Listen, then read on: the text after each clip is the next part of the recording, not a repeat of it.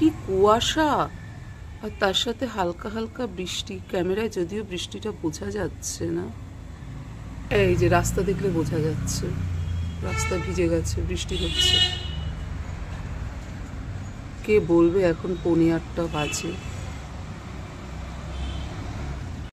Good morning, welcome back to Sarika's lifestyle. আশা করি তোমরা সবাই খুব ভালো আছো, যে যেখান থেকে আমাকে দেখছো। আর আমি তো বেশ ভালো আছি। আজকের ওয়েদারটা চারিদিকে মেঘলা, বৃষ্টি হচ্ছে, মানে কুয়াশা ভরে গেছে। কি অবস্থা আজকের ওয়েদারটা, জানি না সারাদিন কি হবে, কিন্তু সারাদিন যাই হোক না কেন আমাকে তো আমার কাজ করতে হবে এখন। তার জন্য আমি সোজা কিচেনে চলে গেছি। ঘুম থেকে উঠে সব কাজ কমপ্লিট করে ভাত বসিয়ে দিয়েছি, মাছে জল দিয়ে রেখেছি ফ্রিজ থেকে মাছ বার করে। এখন যাব মাছের ঝোল ভাত রান্না করবো, আজ ছেলে স্কুলে টিফিন করব। আজকেও স্কুলে কি নেবে সেটা ওকে জিজ্ঞেস করবো, কারণ ও ওর পছন্দের টিফিন স্কুলে নিয়ে যায়। ওকে আমি জিজ্ঞেস করি কি নেবে, ওর পছন্দের টিফিন যেটা বলে সেটা ওকে আমি করে দিই। আর আজকে আমার জীবনে একটা স্পেশাল দিন, আর সেটা হচ্ছে আজকে আমাদের অ্যানিভার্সারি। সত্যি দিনটা না সত্যি স্পেশাল। আর এই স্পেশাল দিনে যা যা করবো সবটাই তোমাদের সাথে শেয়ার করব, সঙ্গে থাকো। মাছ ধোয়া হয়ে গেছে, মাছের আলু টমেটো কাটা হয়ে গেছে, আর গ্যাস অন করে কড়াই বসিয়ে দিয়েছি। আর এদিকে তো রাইস কুকারে ভাত হচ্ছে। মাছের ঝোল হয়ে গেছে এই যে। আর এখানে সবজি কেটে নিয়েছি, গাজর, স্প্রিং অনিয়ন, পেঁয়াজ, রসুন, কড়াইশুঁটি আর ডিম দিয়ে তুতানকে আজকে স্কুলে ভেজিটেবিল ম্যাগি করে দেব। আর ম্যাগি এখানে বয়েল হচ্ছে। Vegetable with egg Maggi ready হয়ে গেছে। আর এখানে তুতানের টিফিন বক্সেও ম্যাগি রেখে দিলাম, এবার প্যাক করে দেব। 10টা বাজে, তুতানকে ভাত খাওয়াতে বসে গেছি। ও মাছের ঝোল ভাত খেয়ে স্কুলে বেরিয়ে যাবে। আর এই স্কুল টাইমে না ওকে আমি খাইয়ে দিই, অন্য সময় বাড়িতে থাকলেও নিজে খায়, রাত্রেবেলাও নিজেই খাওয়া দাওয়া করে, কিন্তু মানে স্কুল টাইমে আমি খাইয়ে দিই ওকে।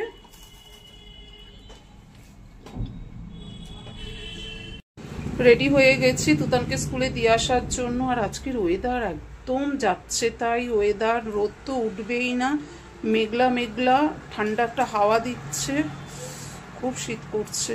আজকে মাথায় হুডিটা লাগিয়ে নিলাম। যাই এবার তুতানকে স্কুলে দিয়ে আসি। ভালো ঠান্ডা হাওয়া দিচ্ছে, কিন্তু খুব শীত করছে। আমি রাস্তায় নেমে গেলাম আর তুতান এখনো পর্যন্ত আসলো না। রিক্সা এখন চলে আসবে, তুতান নামেনি, কিন্তু এখন রিক্সা পেয়ে যাবো। ওই তো তুতান এসছে, ওই যে তুতান দেখো, ওই আসছে। তুতানের অবস্থা দেখো।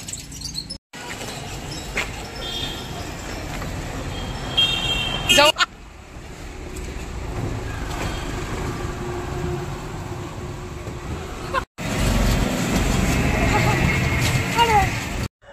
ছেলেকে স্কুলে দিয়ে বাড়ি এলাম কিছু আগে। এবার চা খাবো। চা খেতে গিয়ে কিচেনে দেখি পার্থকে যে আমি ব্রেকফাস্ট দিয়েছিলাম, মানে ওর ব্রেকফাস্ট ঢাকা দিয়ে রাখা ছিল, ও খায়নি।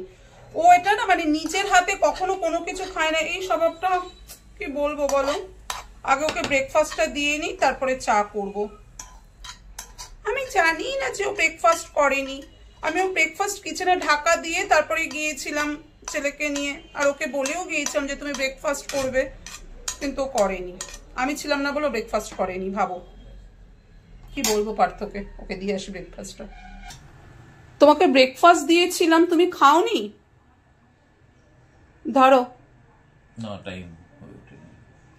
পার্থ আজকে অফিসে যায়নি, ওয়ার্ক ফ্রম হোম করছে, অথচ দেখো ব্রেকফাস্ট না খেয়ে ওয়ার্ক ফ্রম হোম করছে। তুমি ধরো, কতক্ষণ ধরবো আমি। ওয়েলকাম, খাও তুমি। আমি চা খাবো, তুমি কি চা খাবে? চা করতে এখন সোজা কিচেনে চলে এসেছি। আর চায়ের সাথে টা হিসেবে এই বিস্কিটটা খাবো এখন। তাকে খোলা যাক, টেস্ট করে দেখবো বিস্কিটটা কেমন, তাই বিস্কিটটা আগে ঢেলে নিচ্ছি কন্টেনারে।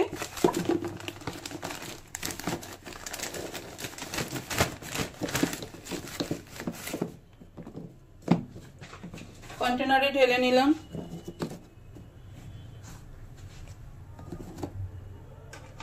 আমার 2টো বিস্কিট নিলাম, পার্থর জন্য 2টো বিস্কিট নিলাম।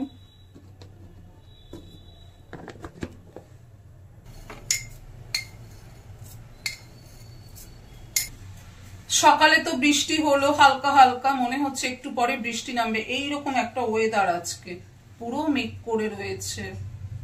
জানি না সারাদিন কি হবে। তোমাদের সাথে কথা বলতে বলতে আমার চা হয়ে গেল। চা রেডি। চা নিয়ে চলে এসেছি সোজা টেবিলে, এবার দুজনে মিলে চা খাবো।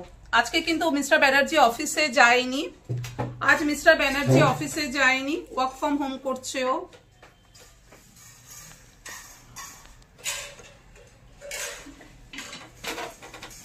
নাও, সোয়েটার পরলে না একটা গায়ে, ঠান্ডা এরম এরম করছে অথচ সে সোয়েটার পরেনি। ভাবো পার্থকে, মানে কি বলবো, কিছু বলার নেই। সোয়েটার পরে নাও। আমি বলার পর এখন সোয়েটার পরতে গেল। Good morning. কি দারুণ ঠান্ডা, আর এই ঠান্ডার মধ্যে চা, গরম গরম চা।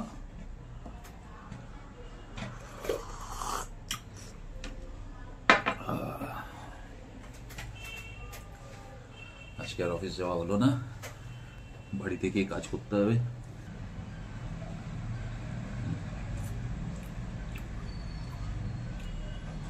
আর কিছু বলবে?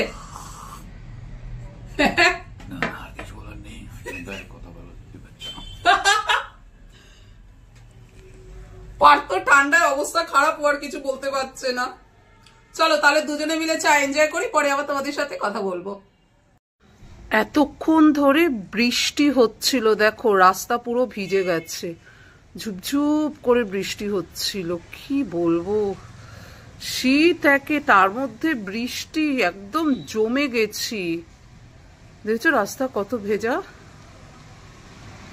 দুপুর 3টে বাজে, আমি আর পার্থ দুজনে মিলে এখন লাঞ্চ করতে বসেছি, আর এদিকে তো বৃষ্টি হচ্ছে, ঠান্ডায় তো হাত ছাত পুরো জমে যাচ্ছে, কিন্তু কিছু করার নেই, কি আর করা যাবে, বৃষ্টি বৃষ্টির মনে হবে। এবার আমরা আমাদের মনে লাঞ্চ করে নিই।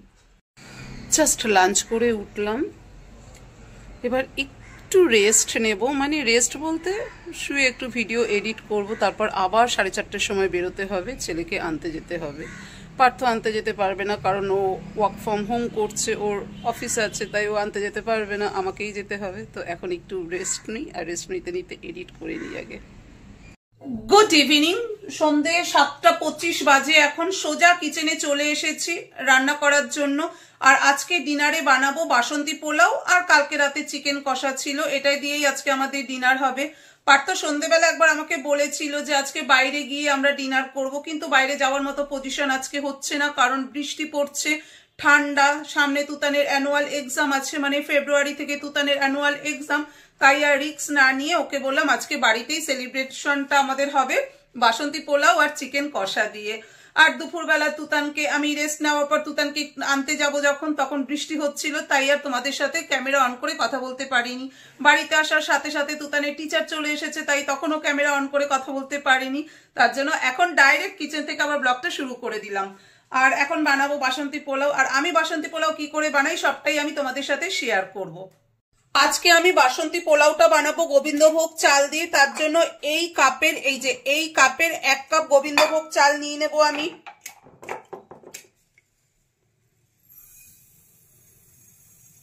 এক কাপ গোবিন্দভোগ চাল নিয়ে নিচ্ছি।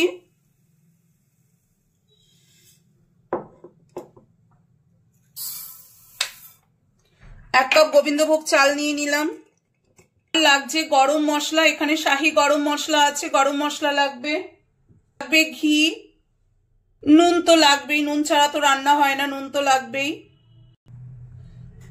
লাগবে হলুদ, আর লাগবে কড়াইশুঁটি, এখানে আছে গোটা গরম মশলা, আদা গ্রেট করা রয়েছে, কিশমিশ, কাজু বাদাম, আর লাগবে গোটা তেজপাতা। তেজপাতাটা আমি এখানে রাখতে ভুলে গেছি, তো গোটা তেজপাতা এই দিয়ে করব আজকে বাসন্তী পোলাও।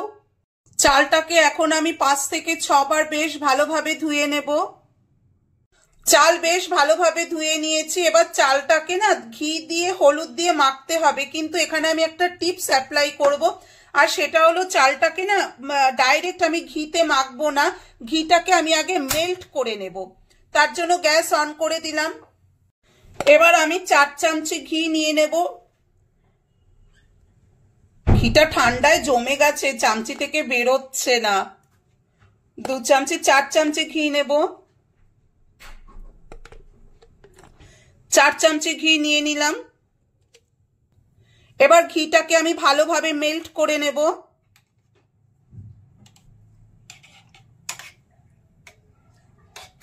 ঘিটাকে বেশ ভালোভাবে মেল্ট করে নিয়ে তারপরে গ্যাসের ফ্লেম অফ করে দেব। আর এখানে আমি যখন ঘিটা মেল্ট করছি না, গ্যাসের ফ্লেমটা কিন্তু আমি লোতে রেখেছি। হাই ফ্লেমে ঘি আমি মেল্ট করব না, তাহলে ঘি পুড়ে যাবে, ঘিয়ের থেকে যে সুন্দর একটা স্মেল সেটা উড়ে যাবে। তার জন্য এখানে আমি গ্যাসের ফ্লেম লো করে ঘিটাকে পুরো মেল্ট করে নিলাম। ঘি মেল্ট হয়ে গেছে, এবার গ্যাসের ফ্লেম অফ করে দেব। গ্যাসের ফ্লেম অফ করে দিলাম। এবার একটু নাড়িয়ে নিয়ে না ধোয়াটাকে বার করে দেব, মানে গরম যে ভাবটা রয়েছে, ঘিটা মেল্ট হওয়ার পর গরম যে ভাবটা রয়েছে সেটাকে একটু বার করে দেব। গরম ভাবটা চলে গেছে। এবার এর মধ্যে পরিমাণ মতো হলুদ দেব। এই এতটা হলুদ দিলাম। এই হলুদটা ঘিয়ের মধ্যে না আমি মেল্ট করব। আর একটু হলুদ মনে হয় লাগবে, দিয়ে দিচ্ছি। দিয়ে দিলাম। এবার ঘিয়ের মধ্যে হলুদটাকে মেল্ট করে নেব। এই হলুদটা আমি ডাইরেক্টও দিতে পারতাম, কিন্তু ডাইরেক্ট চালের সাথে হলুদ দিলে না কালারটা খুব একটা ভালো আসতো না। কিন্তু এখানে যখন ঘিয়ের সাথে মেল্ট করে দেওয়া হবে না হলুদটা, তাতে কি হবে, চালটা মাখলে না চালের কালারটা খুব সুন্দর আসবে। কিন্তু হলুদ যখন ঘিতে দেবে না তখন দেখবে এরকম একটা ছাঁচ উঠবে। তো এটাতে ভয় পাওয়ার কিছু নেই, এটা নর্মাল, এই ছাঁচটা উঠবে। তো ঘিটাকে আমি আরেকটু ঠান্ডা করে নেব। ঘিটা ঠান্ডা হয়ে গেছে। এবার এই চালের মধ্যে ঘিটাকে ভালো করে দিয়ে মিক্সড করে নেব। ঘিটা মেল্ট করা আছে, তাই মেল্টেড ঘি আর হলুদ যদি চালের মধ্যে দেওয়া যায় না তাহলে বেশ ভালোভাবে মিক্সড হবে, আর কালারটাও কিন্তু বেশ ভালো আসবে। তার জন্য ঘি আর চাল এবার আমি একসাথে মিক্সড করে নেব।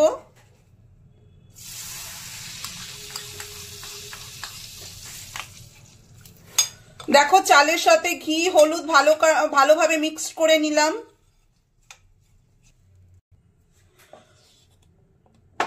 এই যে পরিমাণ মতো নুন দিয়ে দিচ্ছি। পরিমাণ মতো নুন দিয়ে দিলাম। দেব পরিমাণ মতো চিনি। যেহেতু পোলাও একটু মিষ্টি মিষ্টি হয় তাই চিনিটা একটু বেশিই লাগে পোলাওতে, তো আমি চিনিটা দিয়ে দিলাম। মতো গরম মশলা দিয়ে দিলাম পরিমাণ মতো।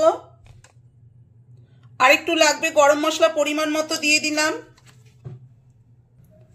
এবার দেব আদা বাটাও দিয়ে দিলাম চালের মধ্যে। ভালো করে মিক্স করে দেব। ঘি, হলুদ, আদা বাটা, চিনি, নুন চালের সাথে বেশ ভালোভাবে মিক্স করে নিতে হবে প্রথমে।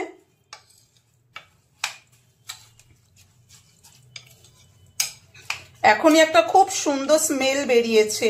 যেহেতু মেল্টেড ঘি দিলাম চালের মধ্যে আর গোবিন্দভোগ চালের নিজস্ব একটা স্মেল রয়েছে খুব সুন্দর, তার জন্য এখন বেশ ভালো একটা স্মেল বেরিয়েছে। এবার এর মধ্যে দিয়ে দেব কড়াইশুঁটি দিয়ে দিলাম এর মধ্যে।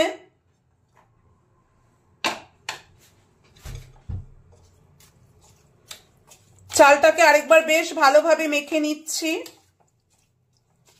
চালটা দেখো বেশ ভালোভাবে মাখা হয়ে গেছে। এই যে চাল মাখা হয়ে গেছে সব মশলার সাথে। এবার গ্যাসের ফ্লেম অন করে এই ফ্রাই প্যান বসিয়ে দিলাম গ্যাসের ওপরে।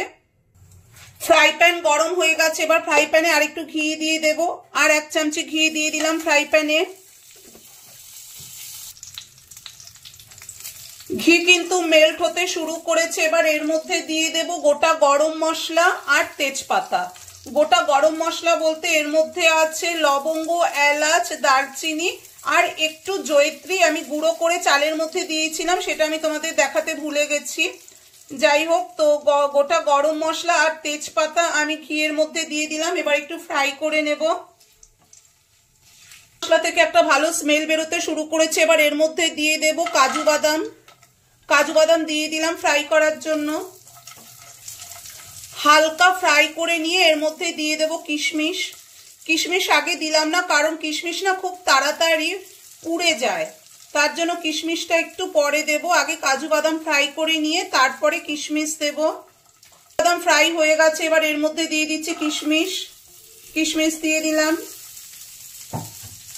ঘি, গোটা গরম মশলা, কাজু বাদাম, কিশমিশ আর তেজপাতার একটা খুব সুন্দর অ্যারোমা বেরিয়েছে। কিশমিশ ভাজা হয়ে গেল। এবার আগে থেকে মেখে রাখা চালটা এর মধ্যে দিয়ে দেব। চালটা দিয়ে দিলাম। 4 থেকে 5 মিনিট বেশ ভালোভাবে চালটাকে ভেজে নিতে হবে। চালটা 4 থেকে 5 মিনিট বেশ ভালোভাবে ভেজে নেব। আমি জানি তোমরা সবাই ভালো পোলাও করতে পারো, আমার থেকেও আরো ভালো, কিন্তু আমি কি করে পোলাও রান্না করি আমি সেই রেসিপি তোমাদের সাথে শেয়ার করছি। আমার মধ্যে সেই ধৃষ্টতা নেই যে আমি তোমাদেরকে পোলাও রান্না করা শেখাবো। আমি কিভাবে পোলাও রান্না করি সেটাই আমি তোমাদের সাথে শেয়ার করছি। গ্যাসের ফ্লেম অফ করে দিলাম। গরম জল দিয়ে দিচ্ছি এর মধ্যে।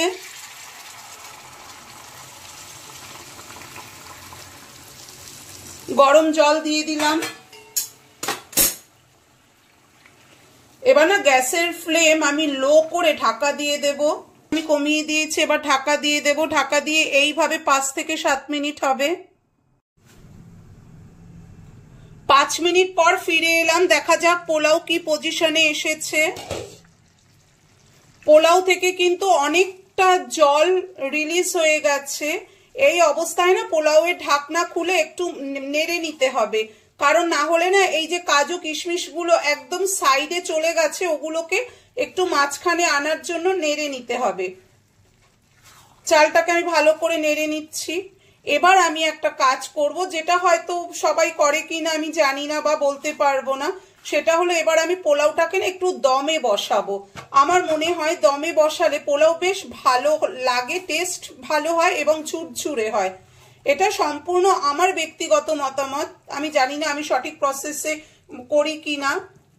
আমি প্রথমে এটাও বলেছি যে আমি কিন্তু কাউকে শেখাচ্ছি না, আমি নিজেও এখনো শিখছি। জাস্ট আমি কিভাবে পোলাও করি আমি সেই রেসিপি তোমাদের সাথে শেয়ার করছি। তো এবার পোলাওটাকে আমি একটু দমে বসাবো। তার জন্য আমি একটা চাটু নিয়ে নিলাম। এই রুটি করার চাটুটাকে প্রথমে আমি একটু ভালো করে গরম করে নেব। একটু গরম করে নিয়ে তারপরে আমি এই ফ্রাই প্যানটা চাটুর উপরে বসিয়ে দেব। বেশ ভালোভাবে গরম হয়ে গেছে। এবার এই ফ্রাই প্যানটা চাটুর উপরে বসিয়ে দিলাম। এবার 2 মিনিট হাই ফ্লেমে রেখে তারপরে ফ্লেমটা একদম লো করে দেব। আর আমি না এখানে একটা ভুল করেছি। এই যে ফ্রাই প্যানের যে লিড, তার যে হোলটা, সেই হোলটাকে ঢেকে দিতে হতো, আমি না ঢেকে দিতে ভুলে গেছি। যাই হোক, এই একটা লবঙ্গ দিয়ে এখন লিডটাকে কভার করে দেব। এই যে যতক্ষণে পোলাও হচ্ছে আমন নিয়ে নিয়েছি, আমনটা ভিজিয়ে নিই, নাহলে না আমি পরে ভুলে যাব। আমন ভিজিয়ে নিলাম। এবার দেখা যাক কি পজিশনে এলো।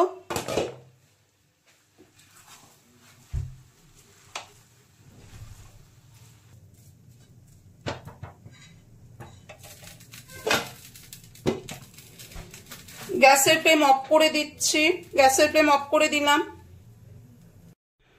পোলাও রেডি হয়ে গেছে। আর এখানে চিকেন কষা আর পোলাও দিয়ে হবে আজকে আমাদের ডিনারে আজকে আমাদের পোলাও আর চিকেন কষা। এবার আমরা ডিনার করতে বসবো। তাহলে আজকের ব্লগটা এখানেই শেষ করে দিচ্ছি। Good night.